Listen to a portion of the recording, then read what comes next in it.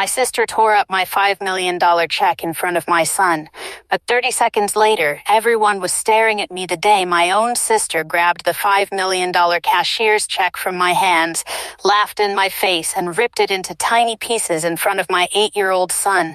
I believed I had experienced the worst humiliation of my life.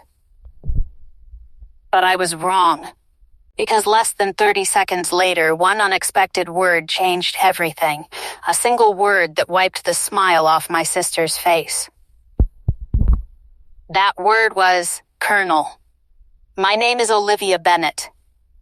I'm a U.S. Army colonel, a single mother, and the proud parent of an incredible 8-year-old boy named Ethan.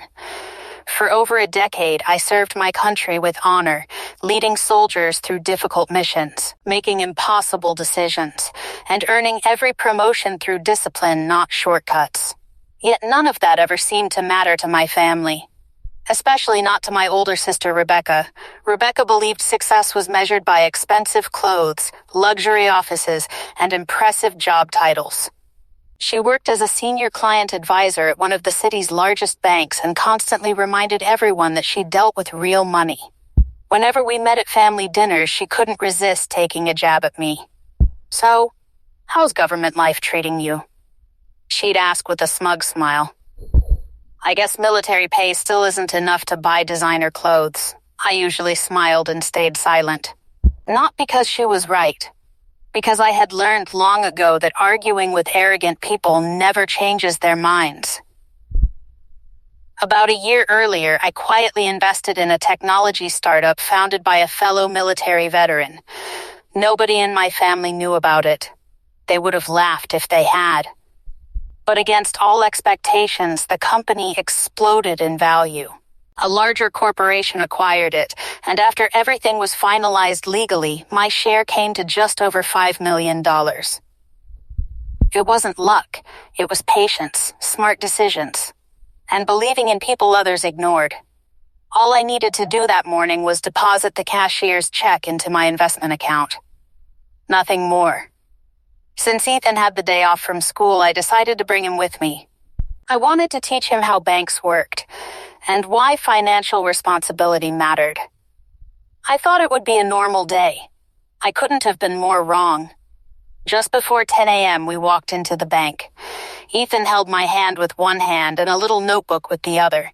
He planned to write down everything he learned. I smiled. Then I heard a voice I recognized instantly. Well, if it isn't my favorite little sister. Rebecca. She walked toward us wearing her bank uniform and her usual confident smile, except this smile wasn't welcoming. It was hunting for an opportunity. Her eyes landed on the envelope in my hand. "What's that?" she asked loudly. "Just some banking business," I replied calmly. Without asking permission, she snatched the envelope straight out of my hands. Before I could react, she'd already pulled out the cashier's check. Her eyes widened when she saw the amount. For one brief second, she looked shocked. Then she burst into laughter. $5 million? She laughed even louder. "Olivia, this has to be the funniest fake check I've ever seen." People throughout the lobby turned to watch. I stepped forward.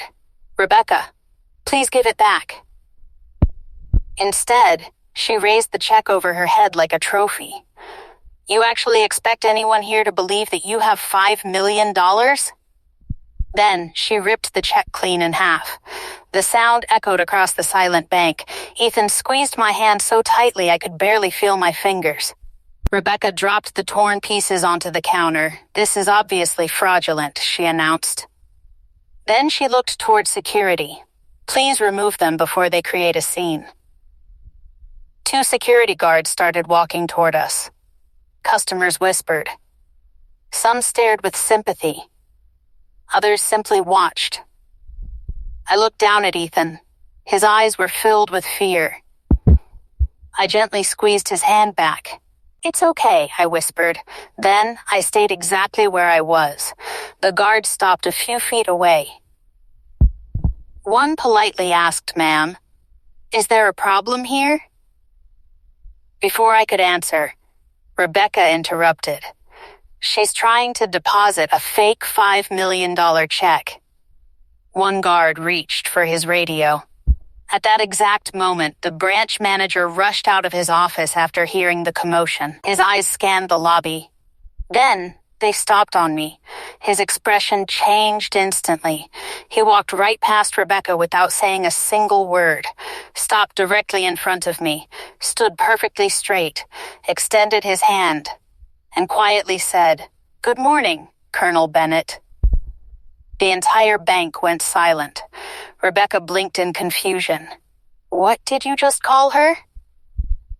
The manager ignored her completely. "It's an honor to see you again, Colonel. I remember meeting you at the Veterans Leadership Scholarship event last year." I smiled politely. "It's good to see you again." Then his eyes dropped to the torn cashier's check. His expression became serious. "What happened here?" Rebecca immediately stepped forward. "I was protecting the bank from fraud." The manager picked up both halves of the check carefully, looked at the security features, then calmly said, "No one is leaving." He turned toward Rebecca. "And no one says another word until we verify exactly what happened." For the first time that morning, my sister looked nervous. She finally realized she might have made the biggest mistake of her career.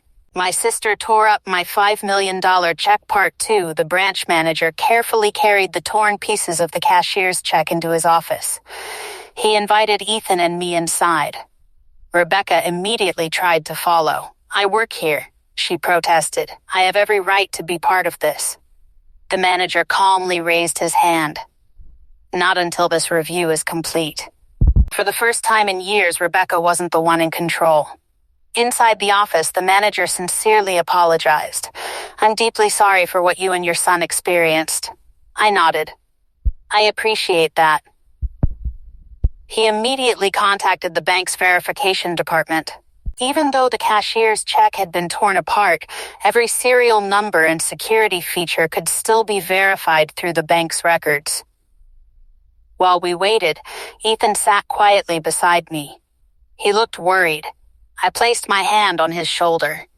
"It's going to be all right." A few minutes later, the phone rang.